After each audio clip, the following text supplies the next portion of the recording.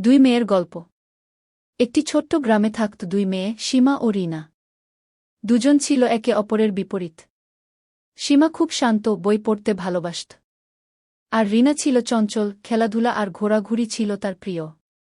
একদিন গ্রামের স্কুলে একটি প্রতিযোগিতা ঘোষণা হল, বই পড়া এবং গল্প বলার প্রতিযোগিতা। সীমা খুব উত্তেজিত, কারণ এটাই তার প্রিয় বিষয়।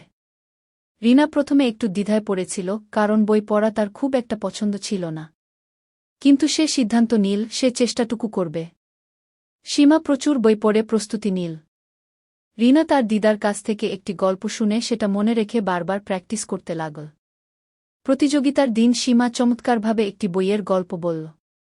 রিনাও আত্মবিশ্বাস নিয়ে দাঁড়াল এবং তার দিদার বলা গল্পটি নিজের মতো করে সুন্দরভাবে উপস্থাপন করল।